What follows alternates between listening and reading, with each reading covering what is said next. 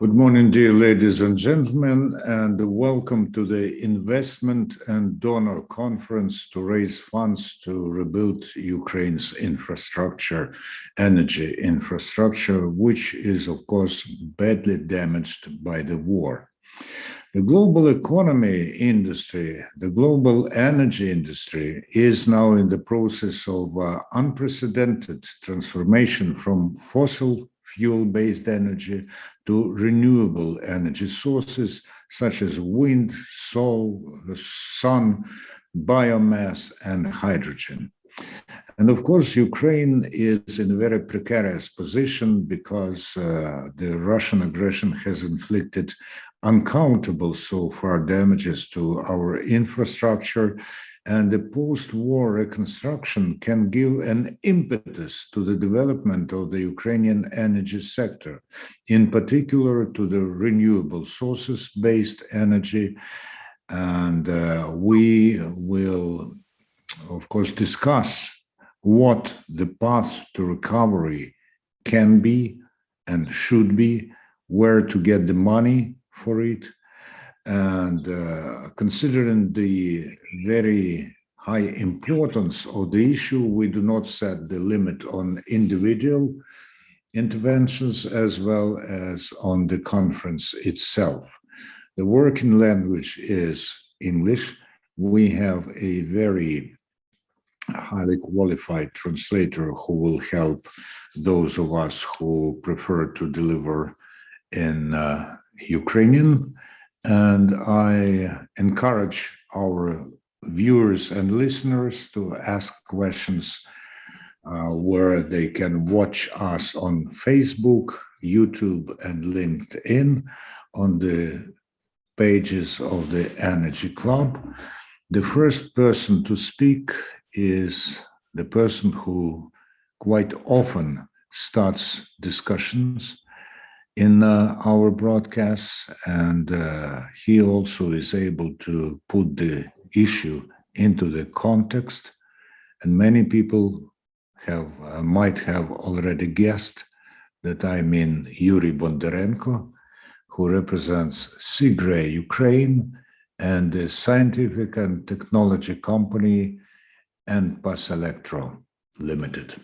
Mr. Bondarenko, the mic is yours. Good morning, my colleagues. Thank you very much. My question is, you will start my present or I must start? Yeah. Okay, thank you very much. And first of all, thank you, Energy Club, for this situation. We can discuss and we can change our knowledge, and SIGRE is international organization where we change our knowledge and we plan future and strategy for energy power system. I give you a short presentation. Next slide, please.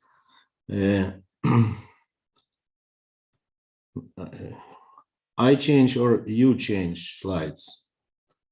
Sorry. Question. Whatever is more convenient for you. Okay. I can change, yeah? Next slide. If you're given the rights of the administrator, or you can just... You will, okay, sorry, please, second slide. And I can translate in English and Ukraine if need, yeah?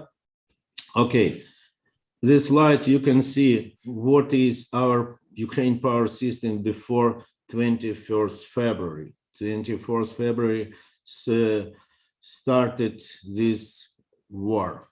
But in this moment, we started our new work without Russia. And what we had before this war? You can see this data. Installed capacity 54 gigawatt, and thermal power plant 27, combined heat power plant, approximately 7 gigawatt. Nuclear power plant, 14 gigawatt. Hydropower plant, pump storage power plant, approximately 7 gigawatt. And we had a big renewable energy, 7 gigawatt. It was our power system before 24th February. Our electricity generation was 157 terawatt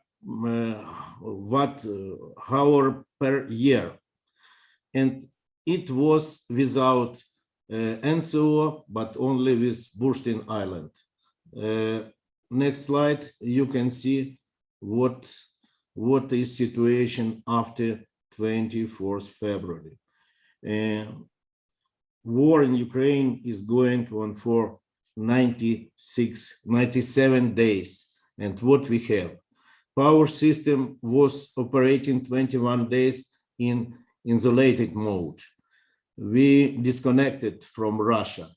And in this map, you can see all high voltage line disconnected. And a lot of our substation, our power plant, our high voltage line destroyed. What we have today? Not today, but high voltage lines 759 destroyed. 500 kilovolt one, but more high voltage lines 330 disconnected and destroyed. And next you can see what situations substation 752 substation. It is Yuzhno-Donbasskaya and Chernobylskaya.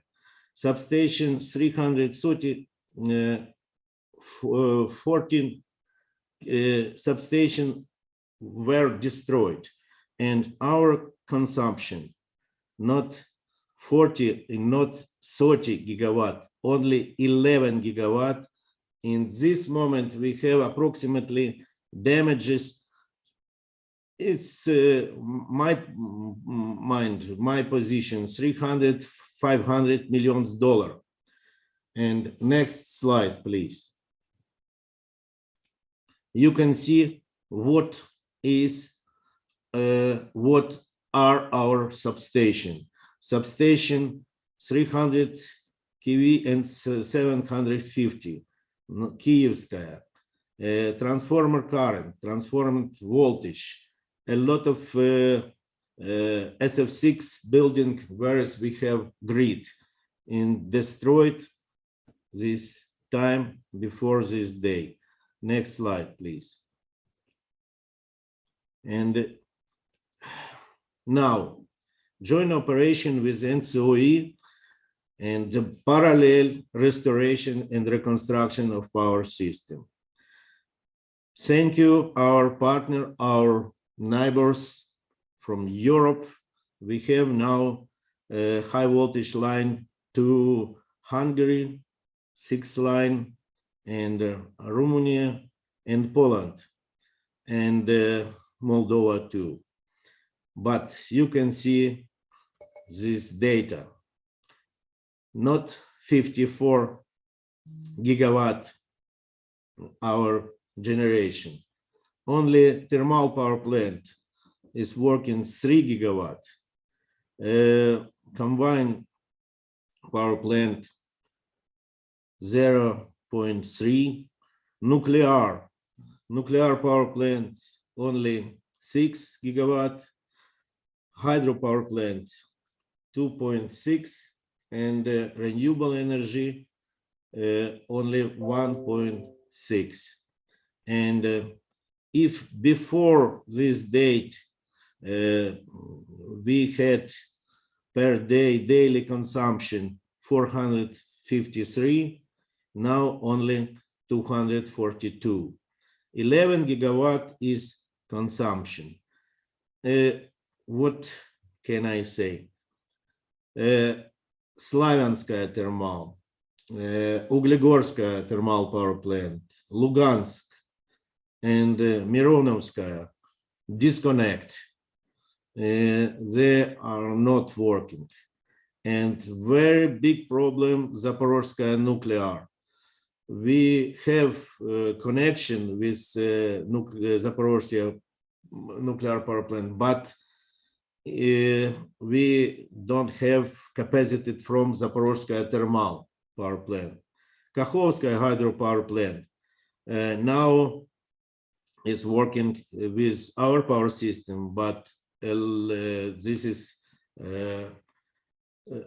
place is occupation, and very big problem with employees this power plant. And you can see next slide, please. What we do now, our TCO and DCO perform restoration and repairs of substation and high voltage line using our resource, Ukraine resource, but very important if we have international assistance. You can see photovoltaic power plant. You can see high voltage line, employees, system operator, Ukrenergo work under this bombing and rockets you can see in this picture. What is our plan? It's plan not only Sigre, our specialist. We propose a lot of additional plan for future. Now our SCADA Ukrenergo is working and with new algorithm.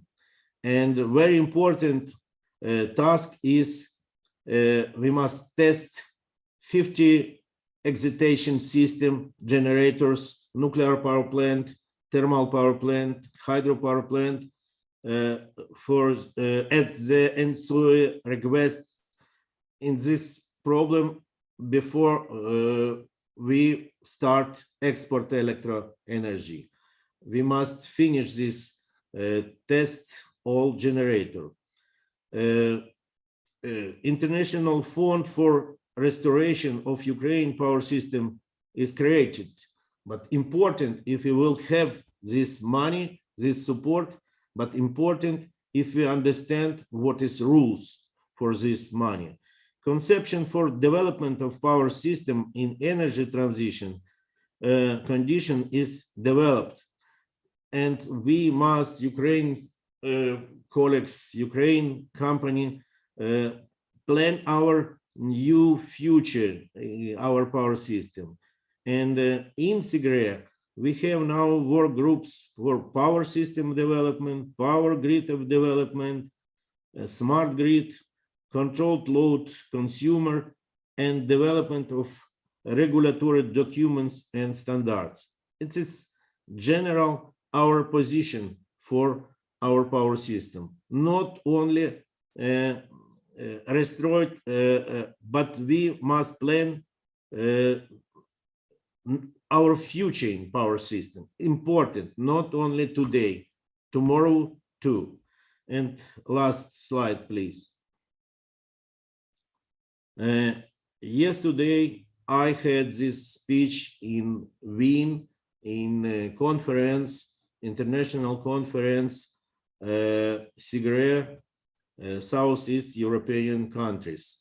And very important if we have our proposal for cooperation for to energy community, to our partners in neighbors country, and we can work together.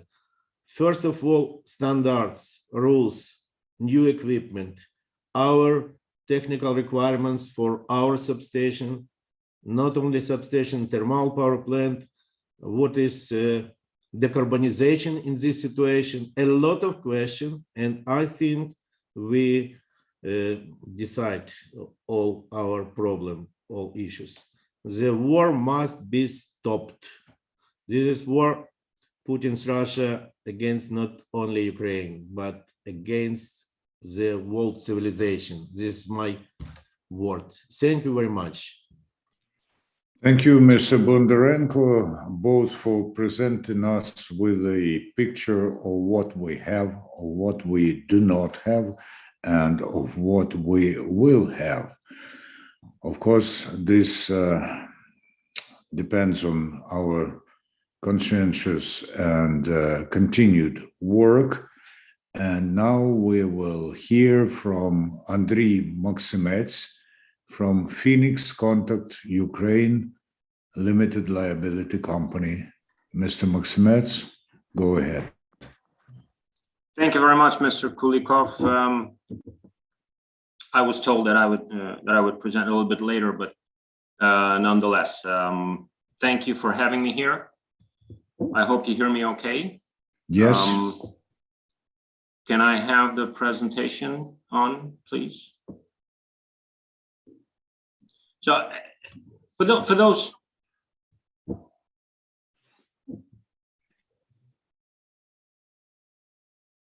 Oh, okay. Okay.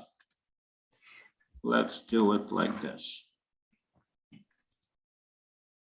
No problem.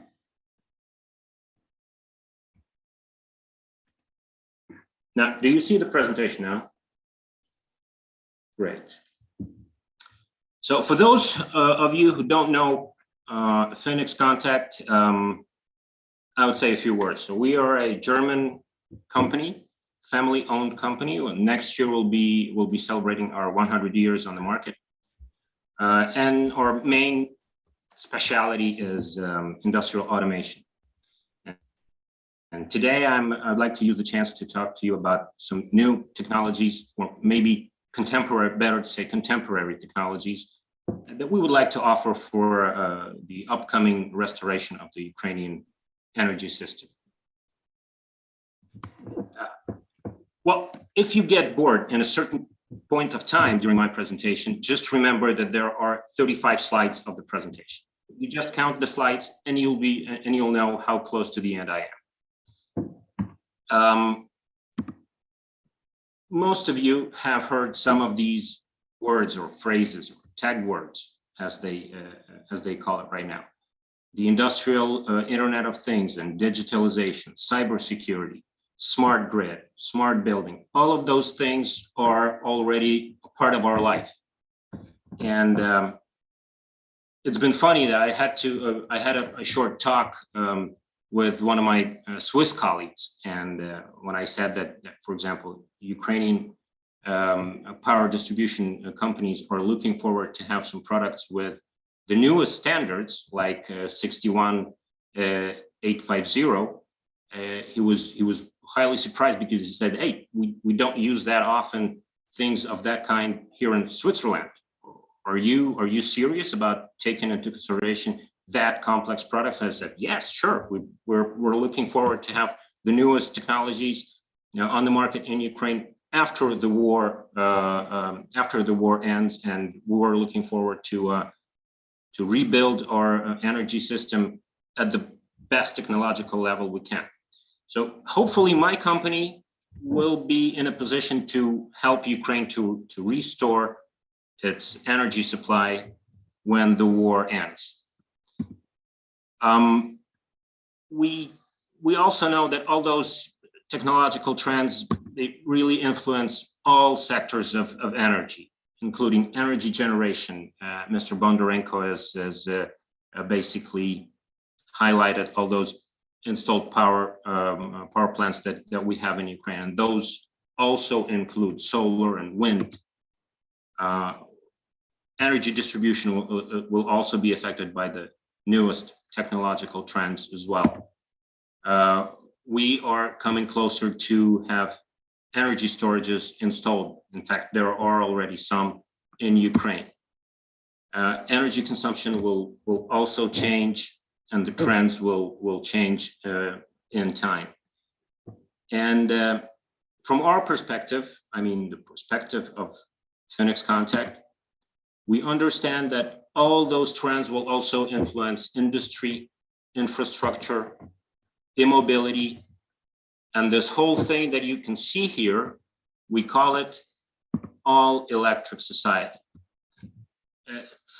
we see that the future of our planet and Ukraine is on it as a natural part of Earth, will be in this concept and this vision of the all-electric society, where electricity is the basis for all those vital building blocks of our lives.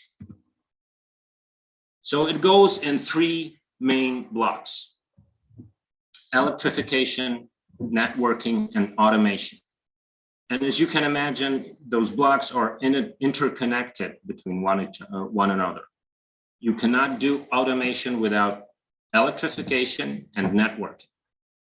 Contemporary and modern electrification is also not possible without automation and networking, and so on and so forth.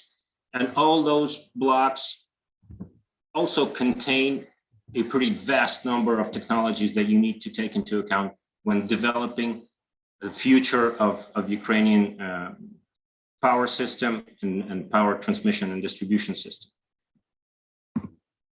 So today I would like to talk a little bit in focus about energy automation, but because the topic is pretty wide and you can talk for hours and I only have 15 minutes or up to 20 minutes of speech, I would like to focus a little bit more maybe on those things that we can offer for distribution grid automation. So, as you know, there are several clusters or several types of voltage, of distribution voltage, of distribution grid voltage.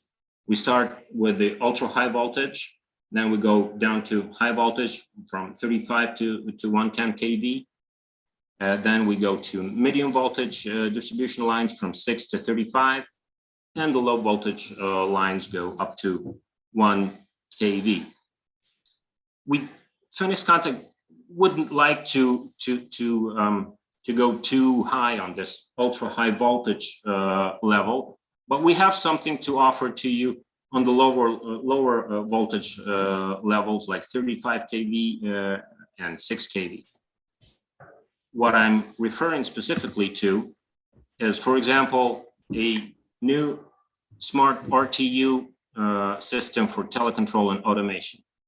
It's a pre-designed or preset, pre-configured controller with specific functions needed for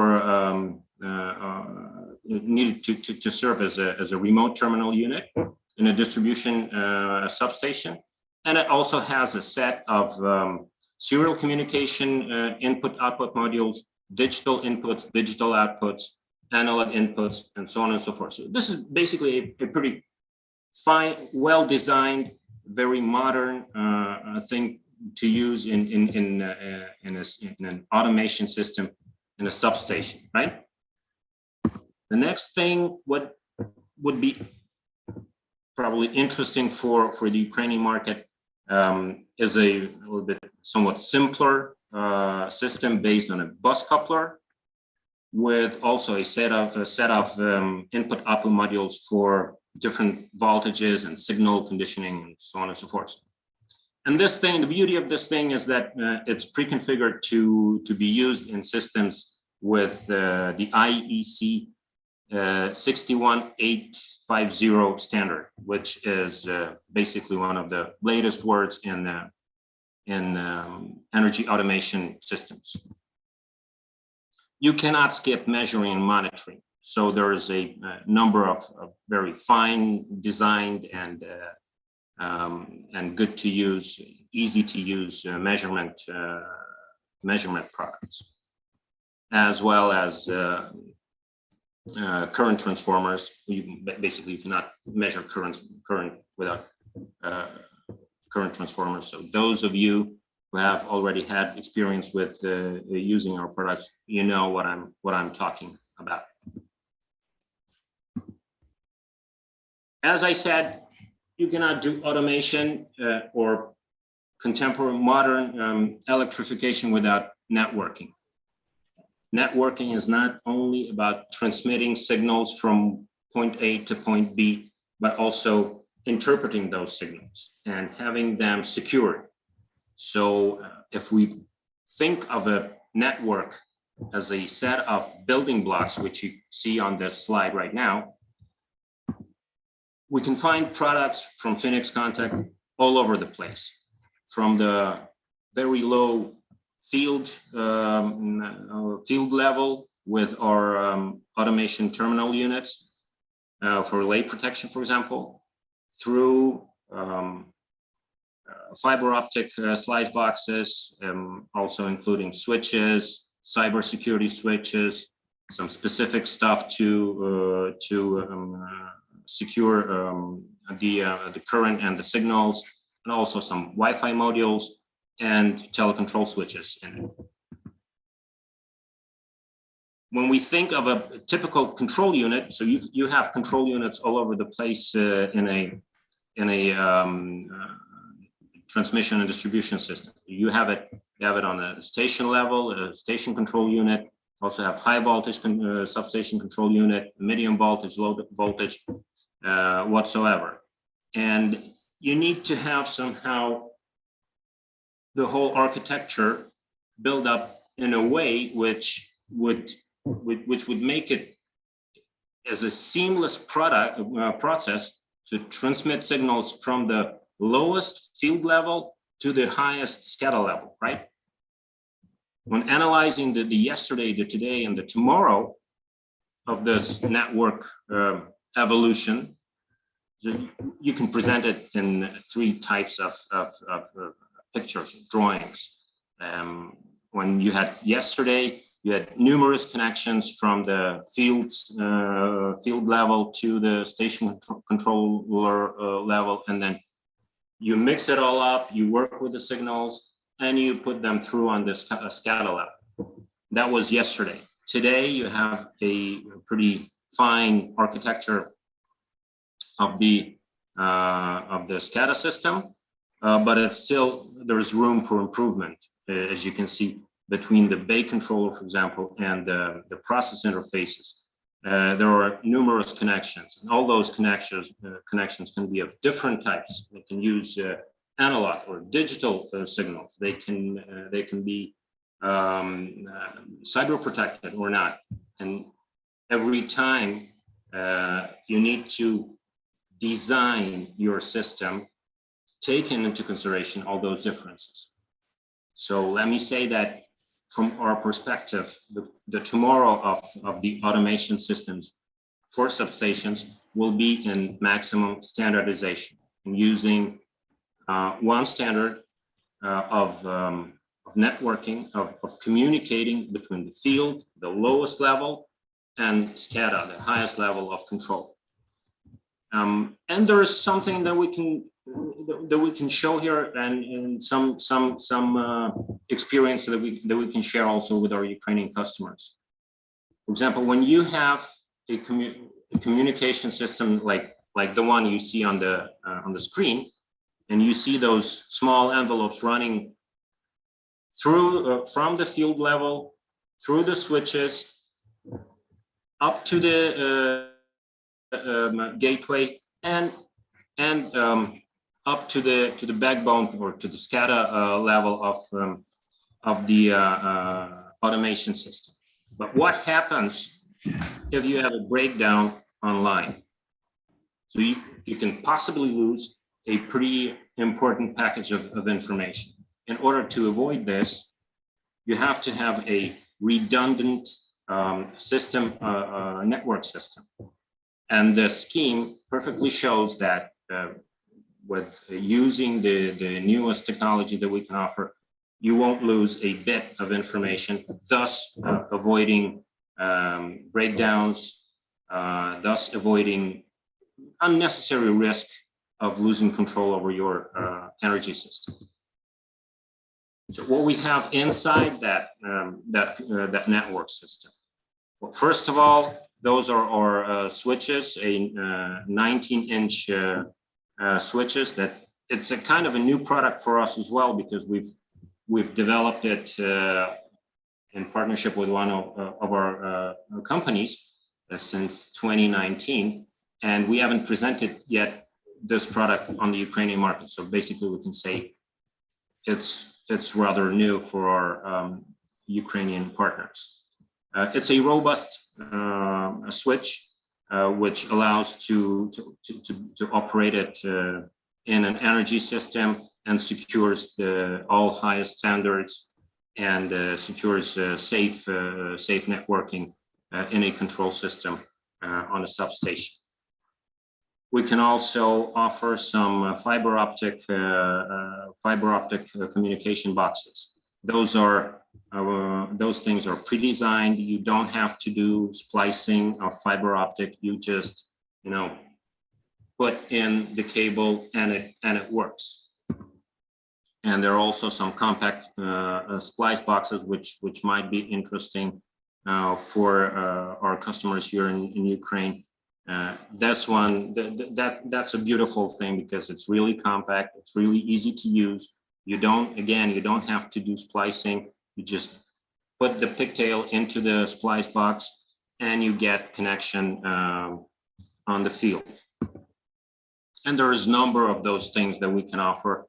So each and every one of you who are interested in using fiber optics for data connection, data communication in the field, you're welcome to ask us for additional information about those things. So as you can see, in a typical control room or a typical energy system in Ukraine as well, you can find our products or possibility to use our products with the highest technologies, also including the newest standard of 61850, almost in every inch of the communication system or network system. So yeah, it is a full package, and I don't want to repeat myself once again. Just a few words also about those experiences that we've had with our partners in, for example, in Germany. There are some beautiful stuff that we can share with you, like a pre-assembled control box or automated secondary substation box. What you can see here is basically a pretty small compact box. It's like 800 by 800 millimeters, centimeters, I guess. With an antenna for communication. You also have an energy storage in it, a telecontrol unit with outputs and inputs, serial communication, current and voltage measurement modules as well. There's a number of device circuit breakers for additional protection of the whole system, an LTE module, a power supply. So there's everything what you might possibly need to automate a secondary substation in a one small compact box. We didn't do this. We designed the thing, but we also did a joint job with our local partners in Germany to develop and to put this thing on a secondary substation in Germany. Another good example of what we can offer and what can be used also in the Ukrainian automation systems for example, medium voltage switch gears is this one. So you also have a set of products which you might find useful in this thing, like the main cabinet, like the main control cabinet, which is the upper side of the cabinet. You can see it above the green line, and also a simulation cabinet, which can be also useful and usually is used for such things of applications. So you have an info box. It's a product I didn't mention in this presentation. Also some accessories inside, a relay protection unit, also a testing plug, and so on and so forth. So we'll be happy to share our experience, as I said, and to cooperate with our partners here in Ukraine to provide all those beautiful stuff for Ukrainian energy system in the future once it starts to be rebuilt. And maybe a few slides about some finalizing words. So we've always followed a pretty simple philosophy which was expressed by the owner of our company, Mr. Klaus Eiser. He once said that the force of our company comes from the product, but the power comes from the market. So you could witness that there is really lots of force that we have in our products. But the power that we are taking comes from our loyal customers also here in Ukraine. And that's why we've been working in a very close contact with our customers in Ukraine with one simple aim.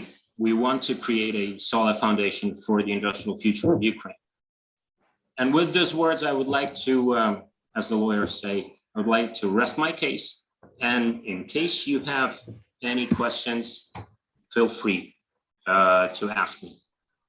At this point of time, I'd like to thank you for your attention. Thank you, Mr. Maksimets. Your presentation is the best proof that it's never too early to invite you to speak.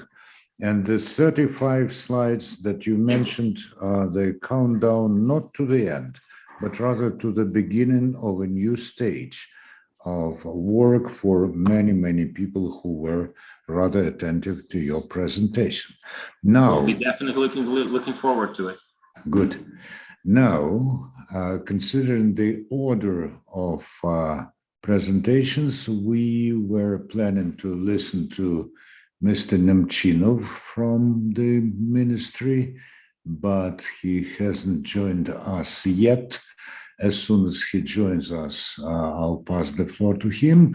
Meanwhile, no less important person, Ruslan Slobodyan from the State Inspection of the Energy Supervision. Mr. Slobodyan, go ahead, please. Hi, dear colleagues. Just a few accents. It would be really nice to develop mostly renewables in Ukraine, but in reality, we still need cheap nuclear energy, and also we need high-speed maneuverable power capacities too. So I think we have to build and reconstruct, to build new solar and wind power plants, as well as construct new nuclear units, and to reconstruct old thermal power plants. I think we will need about 3 gigawatts or nuclear or thermal power plants at least for the next 10 years, maybe 15. And so it's really necessary. As for power grids, we have to solve two tasks. First, we have to provide electricity to all households, especially where these grids completely destroyed, and to provide electricity to all businesses. And we need to make it as soon as possible. And after that, we can start second task, to reconstruct, to replace all these obsolete grids by new grids using modern technologies such as smart grid technologies, etc. And from this point of view, we have developed a concept of smart grid in Ukraine. This concept is already ready for approval by Ukrainian government, and this concept proposes a pack of technical and organizational tasks for a period up to 2035 year. So I think it's our direction for cooperation with our European partners and international donors. Thank you. Thank you, Mr. Slobodyan. Short, brief, up to the point, and very timely. Now the floor goes to Konrad Swirsky from the Transition Technologies Ukraine. Proszę pana. Hope you can see my presentation. Yes. Do you see my presentation? Yes. Yes, yes. Dear colleagues, I would like to concentrate on the topic on the conference. It means on the future investment. So I won't be talking about the technical issue, but something is what is the most important. It means where is the money, and how really the Ukrainian infrastructure can be rebuilt. We can see the news every day on our TV screens. We support Ukraine soldiers, but we are realistic, and we know that probably after the war there will be no internal Ukrainian resources to rebuild the infrastructure. The cost of war is enormous, and all the infrastructure needs to be rebuilt with some help of the European funds. Based on the previous presentation, at the moment, the needs are probably more than 20 billions of euro. And once again, we cannot expect that Ukraine will pay for that. We cannot expect that we'll sell our products from Western Europe. We need to help Ukraine to restore the infrastructure. And this can only be done by European funds, which will be established in the moment of the finishing of war activities. And there is already preliminary discussion in the European Parliament about the financial resources for the Ukraine after the war. And I would like to discuss and maybe how we can get this money. It means how the Ukraine can get this money and use in rebuilding the infrastructure. But first of all, the European money and the European fund for the Ukraine will be probably very similar for some previous funds which were established in Europe. For example, for Greece in 2008, or now existing something which is called European Recovery Fund. And you need to be aware that the European funds are a little bit different than the direct transformation of the money to the budget, because always European support funds require special regulation. Usually it consists of the waived funds and some credit for the investments, and all this investment need at the beginning kind of the general plan. For example, at the moment, for all the countries, in the European Union, which gets the funds from something which calls European Recovery Fund after the COVID, each country need to prepare something which is called country recovery plan. It means list of investment in all the sectors. Maybe I'm talking, something which is obvious, but we need to be aware that eventual funds from the European Union are very bureaucratic, but it's in some cases it's okay, and it requires the special approach, to get this money and to spend this money. Once again, it won't be the direct flow of the money to the Ukrainian budget, but the money which needs to be spent according to the special European EC rules, with the transparency, open tenders, free competition, reporting and auditing.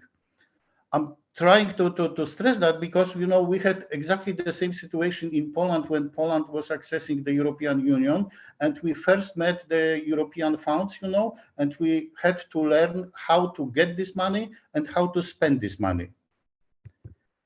And once again, I would like to stress, there will be a lot of money for the investment in the moment when the war will be over. But also the final status of the Ukraine energy sector need to be known, because we don't know exactly, and probably also in Ukraine, we don't know what will be the priorities, which power plants need to be rebuilt first, which lines need to be rebuilt first, But at the moment, there is possibility of building such kind of the list of the priorities and prepare kind of the list of the necessary activities. I'm talking about identification of the project, preliminary budget, time schedule, and list of the partners. And what I propose, we may use the Polish experience in obtaining and using EC funds. And I propose direct cooperation with the Polish companies and the Polish specialists, which know how to get all those financial resources. I'm the member of the Polish Chamber of the Power Industry and Environmental Protection. And this is one of the biggest, let's say, power organization in Poland. It was founded in 1992. And all the time, this organization was supporting the transformation of the Polish energy sector. At the moment, it is, kind of the self-governing economic organization with more than 100 associate members.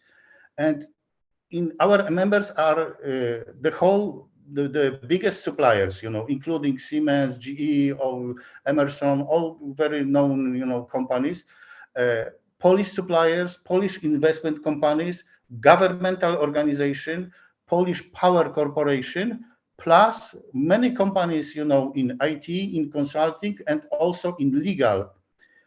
So all those organizations, all those companies, had a very big experience in the energy transformation process, and especially in using the European funds for the transformation, And what we can do, we can make stronger cooperation between our two organizations.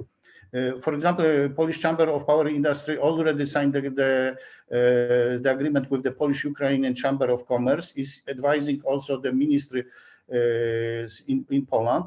But we may work together in identification of the projects, identification of the partners, and preparing the preliminary application for EC funds, I think it is important, I'm very glad that I heard, that already there is kind of the list of the projects, but together with our Polish companies, we may transfer all this list into the project into list of the application for the European funds, because I'm talking once again, I do not expect that the Ukraine may cover, all the cost of the modernization, and without the money we may talk a lot about the technical solution, about new technologies, but without the money we can do nothing. The most important is to prepare this European recovery fund for the Ukraine, and then have the ready to go list of the projects, and also know how to use these projects, in the reality. And so I propose, the deep cooperation, exchange the information, and maybe once again the conference online meeting, which can be held on the end of June, when directly the Ukrainian companies can matchmake with the Polish companies and work together on this application for the future EC funds. That's all from my side. Thank you very much, Mr. Swirsky, for outlining some prospects and options, and also for being realistic about them. And if you say that's all from me now, I mean that's probably all from you in words, but I'm sure that you are able and will be doing more in your deeds. And now the floor, as we don't seem to have Mr. Nemchinov, but we hope that he will eventually join us, goes to the person with a wealth of experience gained in relatively peaceful times. And of course, this experience has become much, much more sharp and rich since the 24th of February. Mikhailo Ilnitsky from Chernihiv Oblenergo. Hi, my best congratulations to all participants of this meeting.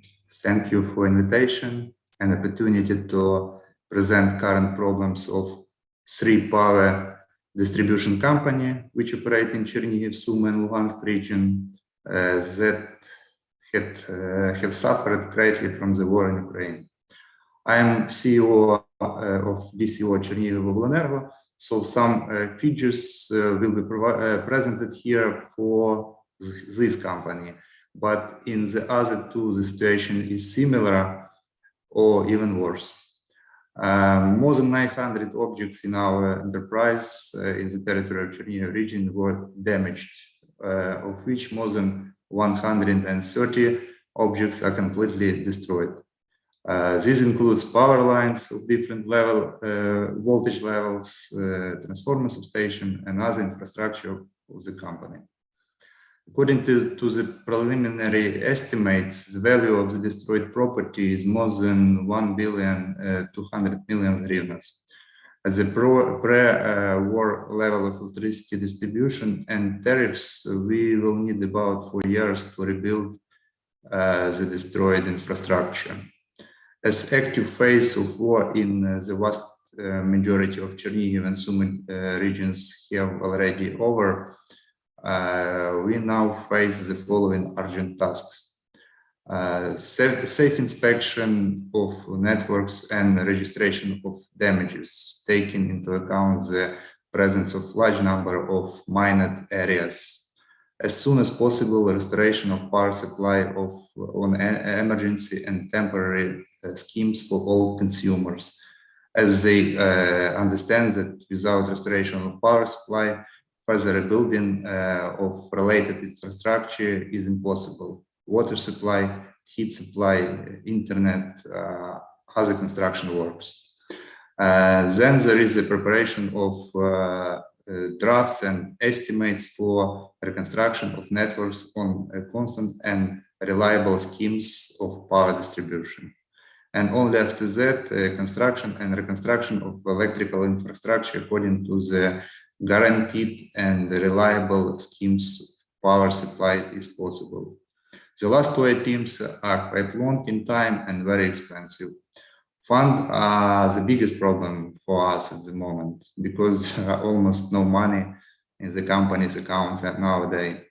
The reason for this is significant reduction in payments for our service provided for clients, namely electricity consumers, suppliers, and the guaranteed buyer.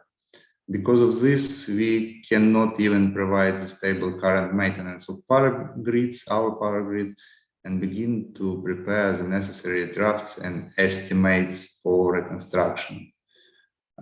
Also, an additional problem for us at this moment is a significant change in the formation of electricity distribution and reduce its volume as a territory of licensed area. Due to this, we need to purchase additional electricity to cover power losses in the grid and imbalances, which are not compensated in any way in the distribution tariffs approved by the regulator. One of the proposals to help us at this phase of our operation in wartime, which also touch with the topic of our meeting, is to provide the preparation of drafts and estimates for construction and restoration of damaged networks, which with financial help from European institutions. Also taking here into account current European Union requirements for equipment and new electricity distribution schemes. This would significantly accelerate the restoration of reliable electricity supply to consumers, as well as reduce our costs for these needs. Thank you for your attention. Ready to answer your question. Glory to Ukraine. Glory to heroes. Thank you, Mr. Ilnitsky. And the next person to speak was supposed Vladimir Danilov from Mykolaiv Oblenergo. I don't see him among the people who joined, but let's hope that he'll join us eventually before we come to the results and will take part in the discussion. Now, Batyr Azimov from ABC Synergy LLC. The floor is yours. The mic is yours.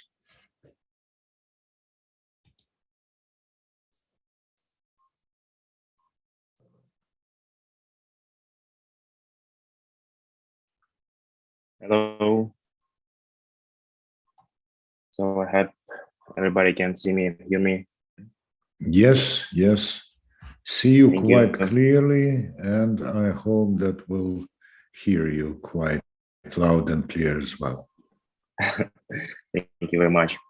So thank you for hosting me here, and I think Energy Cloud setting up a very good and solid discussion about the future of our energy system. So I represent my company, Synergy. We are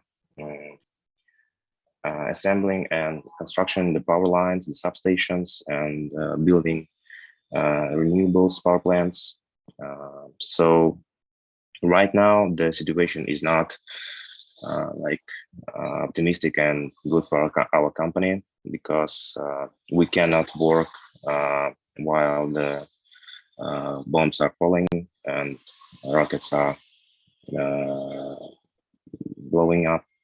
So everything we do, we're just trying to hold our people, keep paying their salaries, and waiting for the good time to come so we can rebuild, reload our energy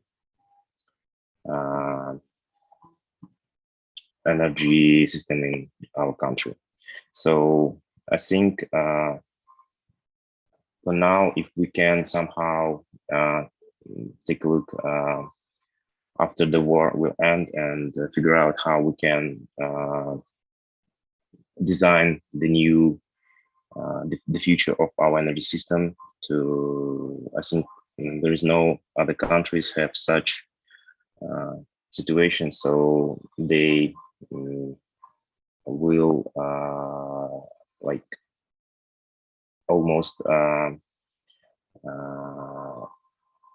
damage their energy system and have a chance to build almost new one from the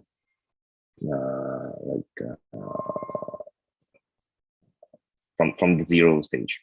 So I hope it will not go to the zero stage, but the current situation is really bad for us.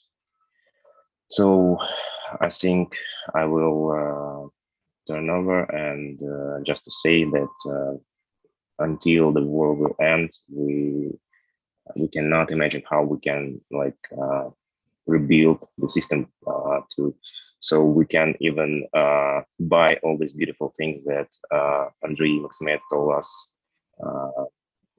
because of import limitations and buying currencies from the national bank. So even we very like it, his products, there is no chance to import them right now. Thank you all. Thank you. If you have any questions, ask. Thank you, Mr. Asimov, for being very honest in your presentation. And as there's no use in going from bad to worse, we hope that the things will improve, not without your participation, of course. The next to speak is Alexander Suslov from SPE Volton Limited Liability Company. Mr. Suslov.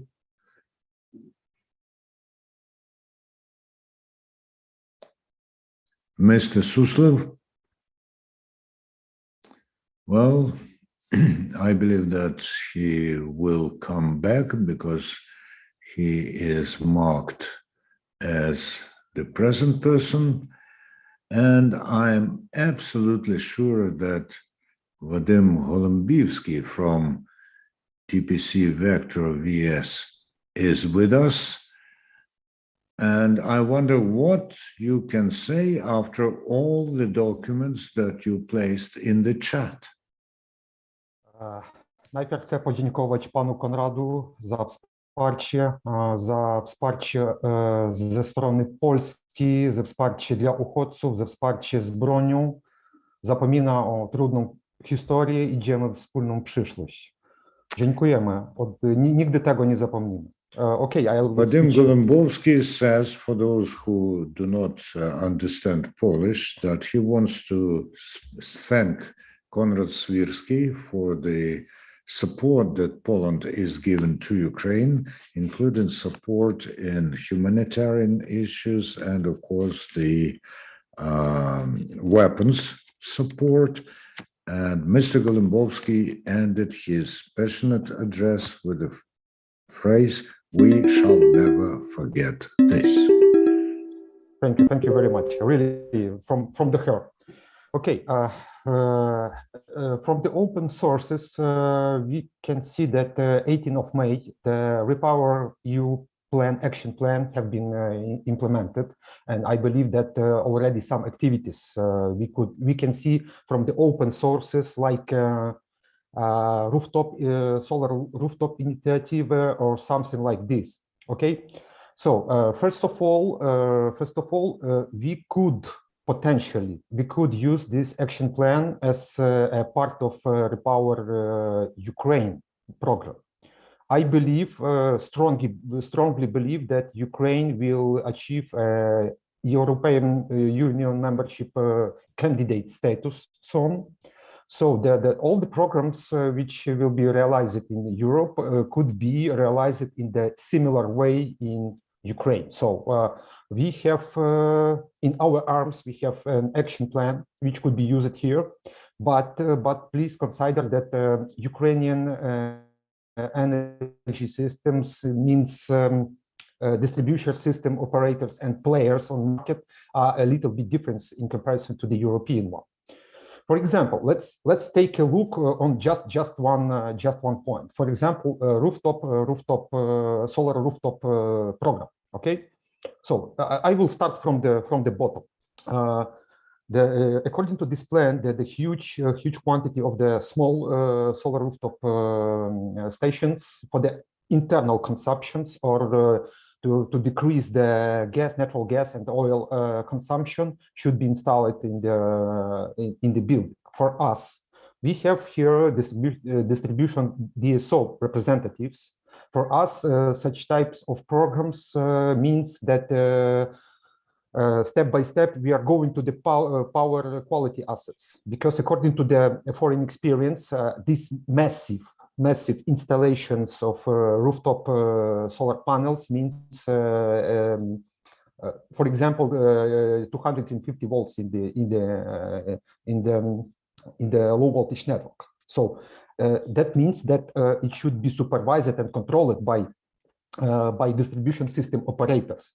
So for us, each steps is connected to the another steps, and I agree with the Phoenix Contact. We should implement and take into account the already existing experience of let me say trendsetters in this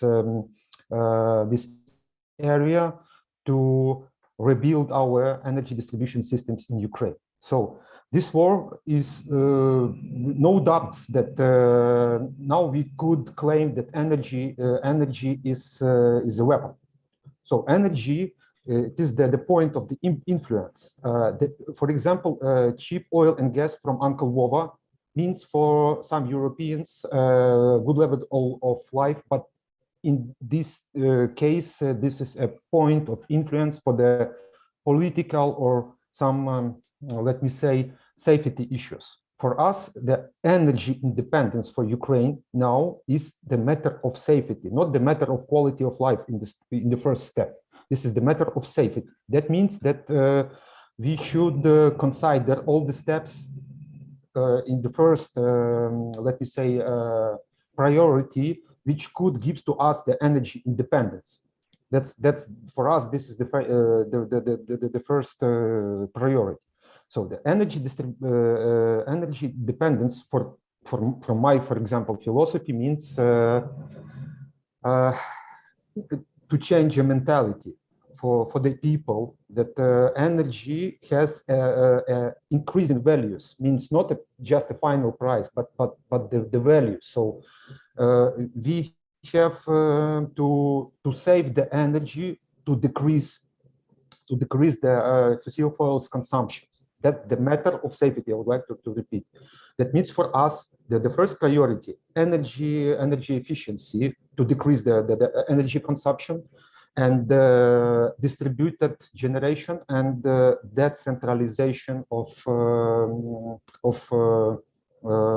energy distribution systems, because centralized energy distribution systems, as you see from this war, is very vulnerable for the let me say for the military actions.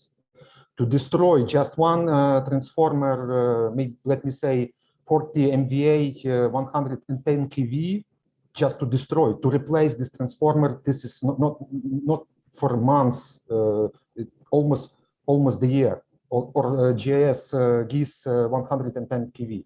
So I believe that we should create some closed small system like microgrids, some closed systems with self-consumption and self-generation in the first priority.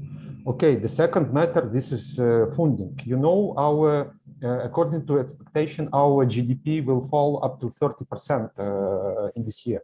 So we could not, let me say, increase the tariff to catch the financial sources to start to realize some kind of programs. So if the people are poor, we have to provide to them some kind of grants or to some kind of financial assistance for these programs. One howitzer costs approximately $4 million US. So one howitzer means approximately 500 houses with the independent energy supply. Also, for example, the second step according to the REPowerEU, heat pumps installations. So this is pretty expensive steps, and we have to ask our European partners to support us, because now we could not stand alone in, let me say, in these programs. So basically, it's all. But if you could gives to me an opportunity to share my screen, I would like to show just one slide, and you will get what I mean.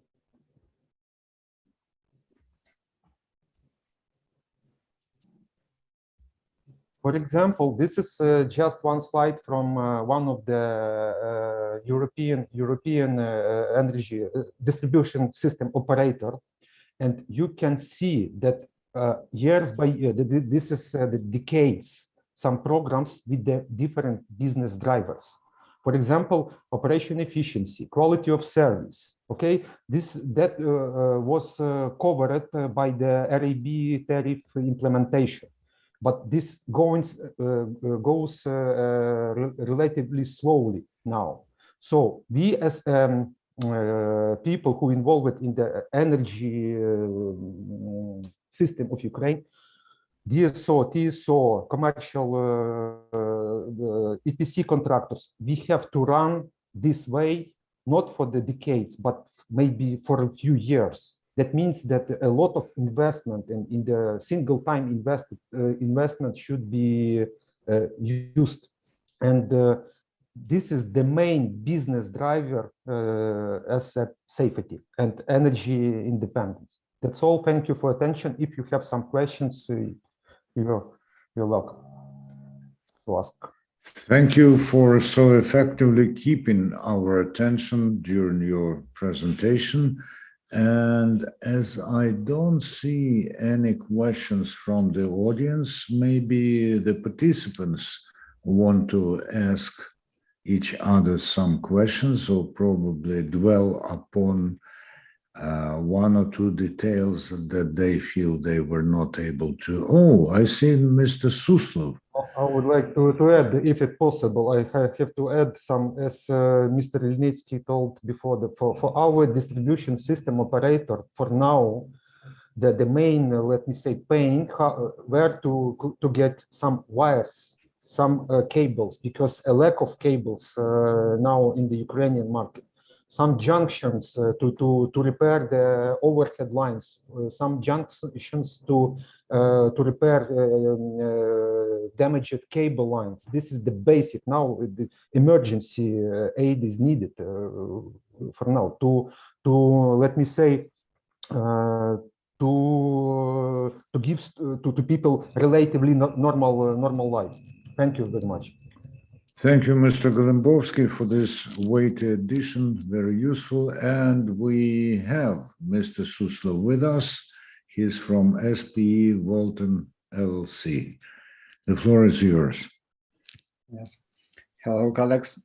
I have presentation. Maybe can you show?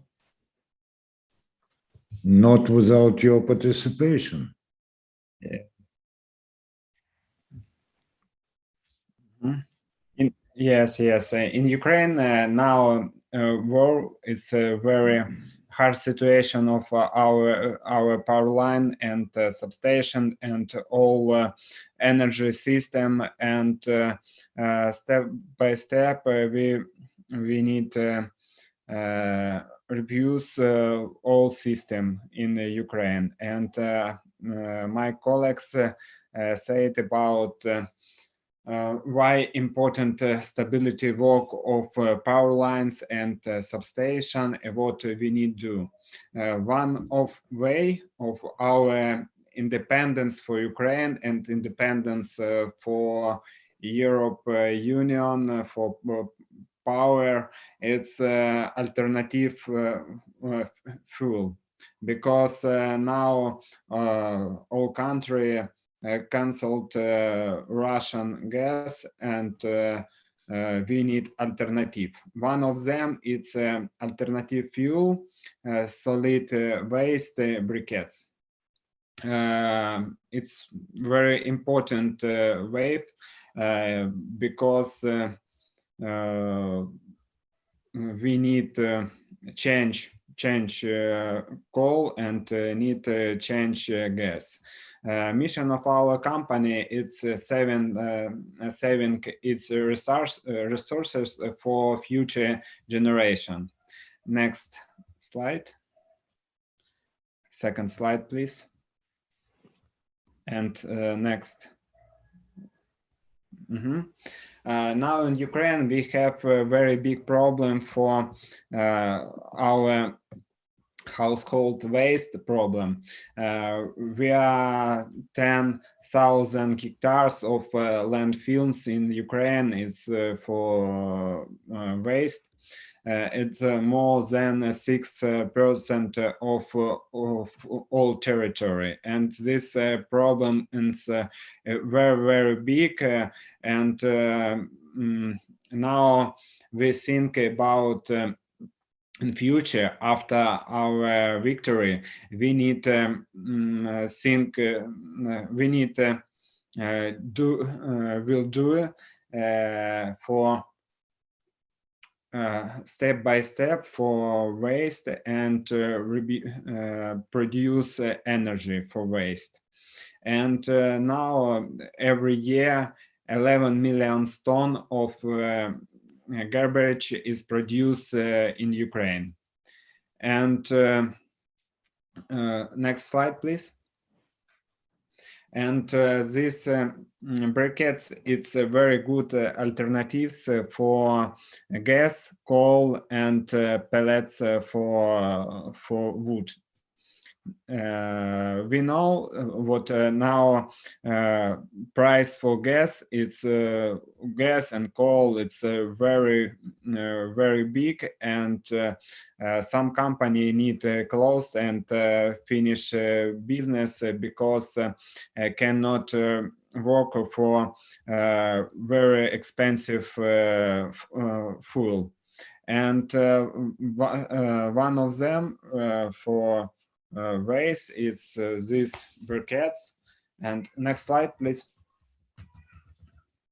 This view of these briquettes, RDF briquette, this is a fuel obtained by crushing and dehydration municipal solid waste and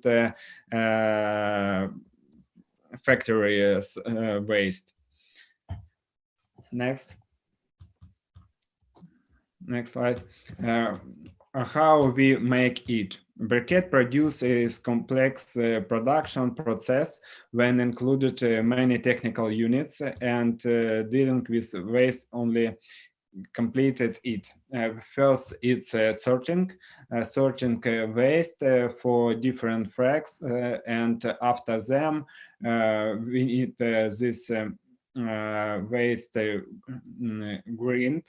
And after them, we can look at process drying, and after then, briquetting. Next, please.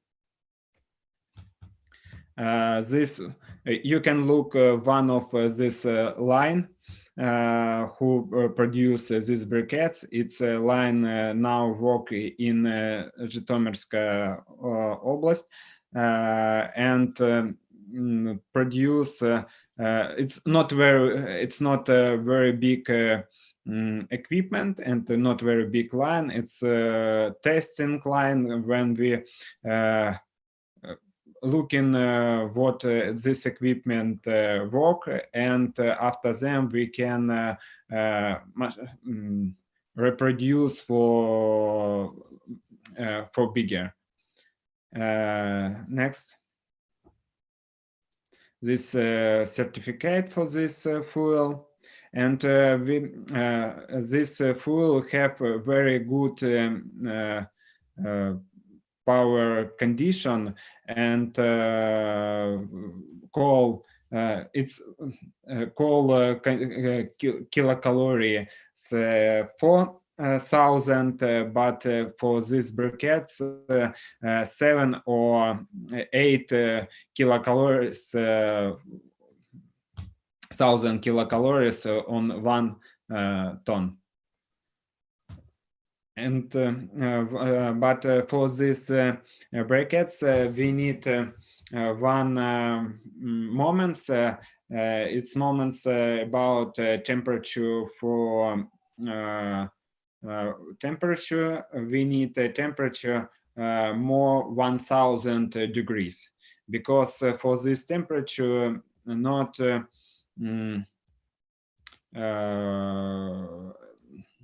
it's for ecologic is not problem.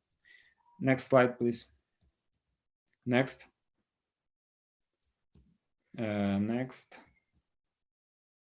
Next. And one more. Next. This next. Next. What sales markets for this fuel? First, it's a cement manufacturer. This cement manufacturer can possible consumption of more 2 million tons per year for this briquettes. Now, cement manufacturer usually use coal and sometimes gas. And it's very good alternative for them because price cheaper, but it's for them it's very good, and temperature for in cement manufacturer 1,500 degrees on and more. Second markets, it's our power station who use coal. It's TETs. They can use up to 5% RDF to fuel, and it's only old TETs. Second, it's sugar and alcohol producers. Next is cardboard and paper mills. And last, it's separate boiler rooms with pyrolysis plants.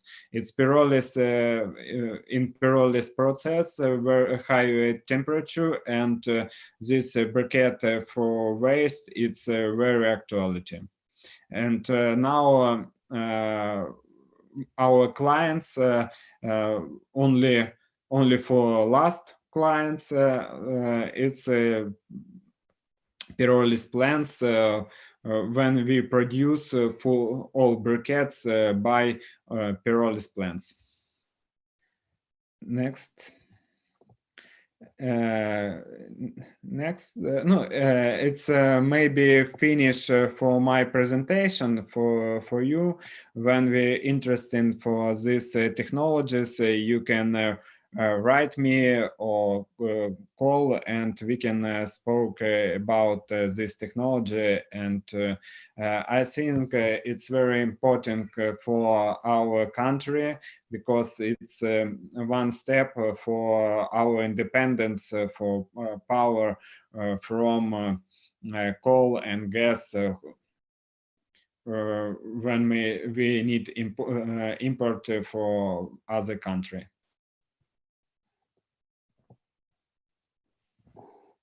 Thank you very much, Mr. Suslov. Rather specific and concrete. And of course, I think that we will see each other more times, because there's a lot to do together. Meanwhile, Andriy Maksimets has left us, with thanks to organizers and to participants. And if maybe there are other remarks from the participants, if no one volunteers, and if Yuri Bondarenko is still with us. No, I don't see him.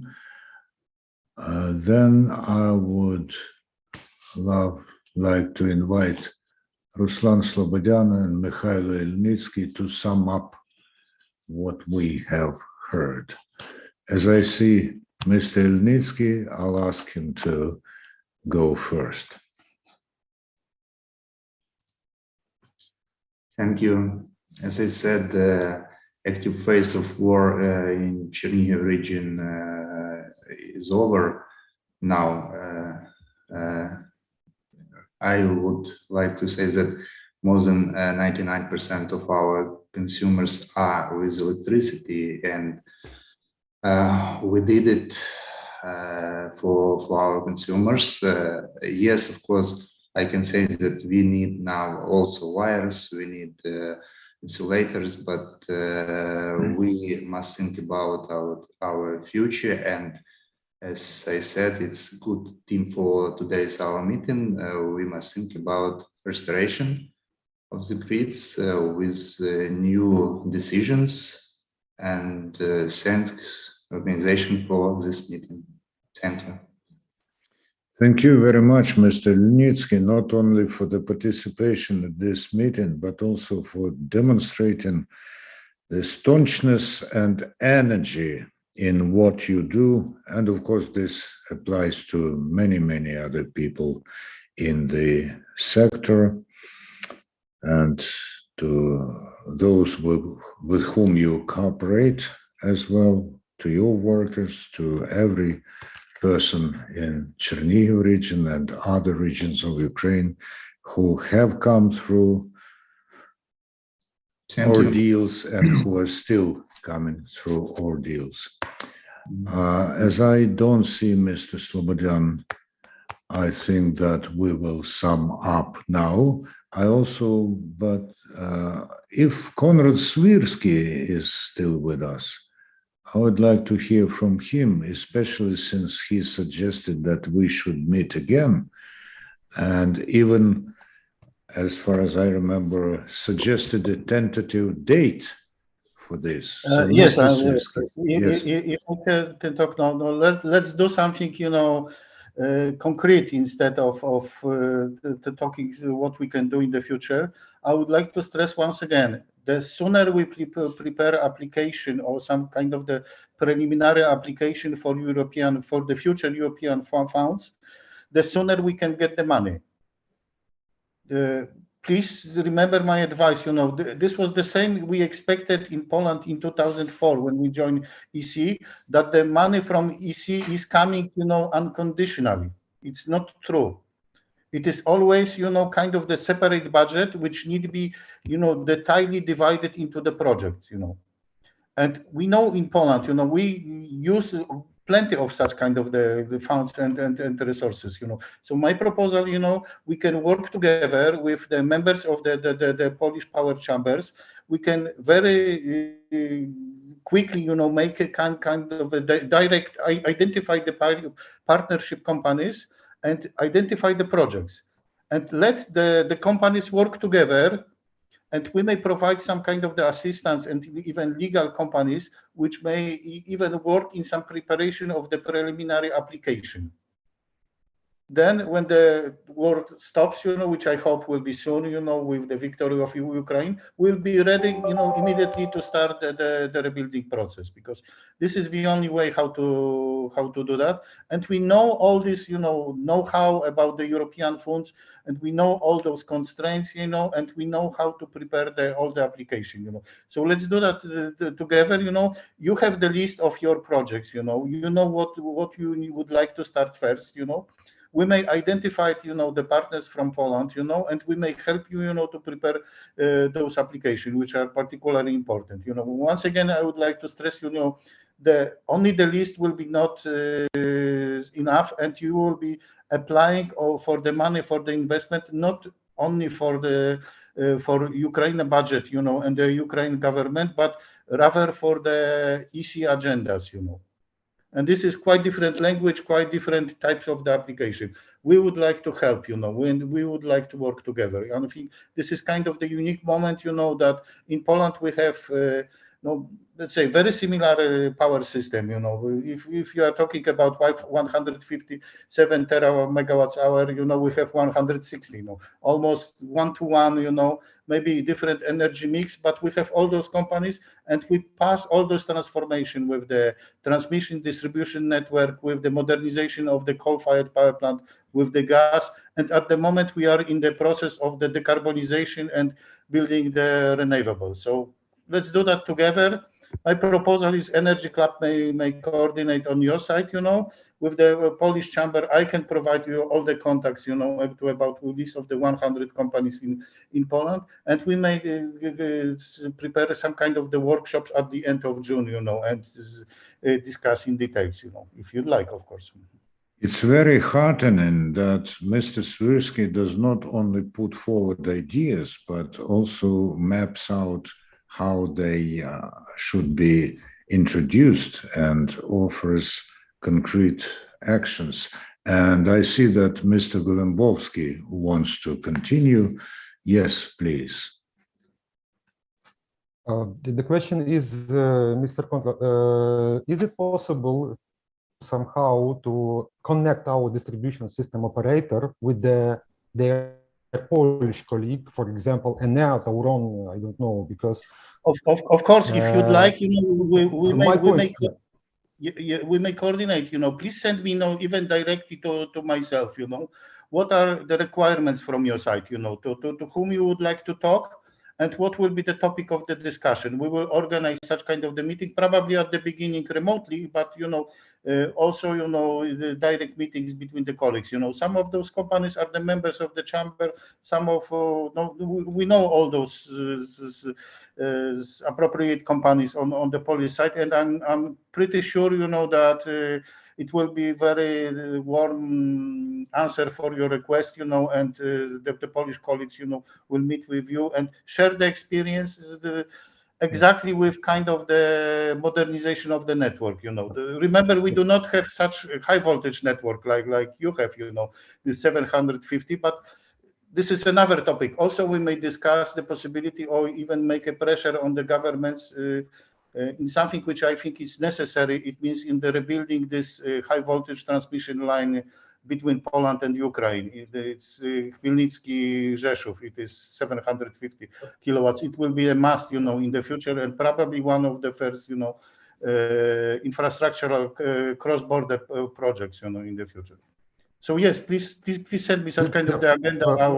I can personally try to organize such kind of the meeting. We have here the representatives of and the CEO of DSO, distribution system operators, and maybe it would be very useful to share with experience already. I know that there is some Polish DSO are realizing on a pretty full scale some smart grid programs. For example, Tauron has their own energy storage systems, which are also, so that will be very useful to share an experience because you are yes, on we can show you. We can show you, and this is the good. Also there is the special chamber. I can give you a contact. Of the transmission in the distribution network. And also my advice is, to look realistically at our experience. There was a lot of talks, in Poland about the smart grid and all this kind of the stuff. 10 years before, we had even the plan, to have, 80% of the smart meters, in each home, in Poland. We had the plan to make the smart grids, on the high voltage. What happened? Of course, there is some investment. But if you look at the number of the real smart meters and the results of such kind of the big program, I can say that directly, the results are limited. The smart grid itself, it's not a solution for everything. Especially in the situation of the Ukraine, when the biggest problem for you is now to restore the supply. To put the cables back in operation. So putting the smart meter, gives you nothing. Because probably you need to connect the village, to the power system. You need to start the thermal power station, and probably modernize control system. So I think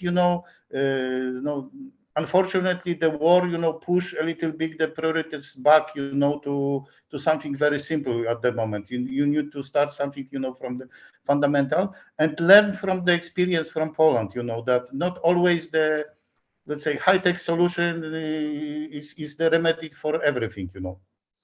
I'm talking as a president of the company which claims to be the high tech. I love high tech, but the realistic high tech. We cannot expect, that we have kind of the magic device and it helps us in everything. Of course it helps, but let's be frank. Realistically, the biggest problem in Ukraine will be the money. And you need to spend all this money realistically. And that's why I'm pressing all the time, create the list of priorities, what is the most important first, then the second, then the third, and you will see how much the money will be available for the investment process. Do not start from something, which is the secondary priority, even which is, very, let's say, trendy, because it's not the time, and it costs a lot. I would like to share with you by one doc created by CEPRI, and I think that this is very useful doc for both of us, because some stages have been described there. The first stage, this is emergency restorations. The second stage, this is the critical infrastructure restorations, and the third stage, this is some modernizations issues what we are discussing for now. For our DSO, the first stage now is the most critical, as we told, the cables, the junctions, insulators, some basic things are needed for now. But in any case, we are looking in the future. And yes, of course, and for each stage, I can give you the contact for the appropriate Polish companies, maybe to share the experience, or maybe to prepare the common application for the investment project and the funds. So I think it will be useful, and will be one step, forward. So you have, at least the experience from the partners, already partners, close to the border. Thank you very much. It is very also, interesting. If you have, this is something, in the future, if you have maybe, some kind of the urgent needs, for example, in the spare parts, cabling, or some kind of the supply, something, for the immediate restoration of the power, we may also, try to activate, some of the Polish companies, to create such kind of this support for Ukraine. We need only to know the needs. What is I know that there is such kind of the process in the biggest Polish power corporation, to just to prepare and look, what they help, but they need, some kind of the, message from your side, please tell us, what to send, and we will try to organize, in Poland. It is very interesting and useful to see how one initiative leads to the other, how they continue each other and how they intertwine. I somehow think that what you have talked about, and I mean Konrad and Vadim, Swirsky and Golembowski, and other participants in today's meeting will find its continuation, because the determination is there, the demand is there, the readiness is there. Yes, you have to make it the way that things click into each other and click together.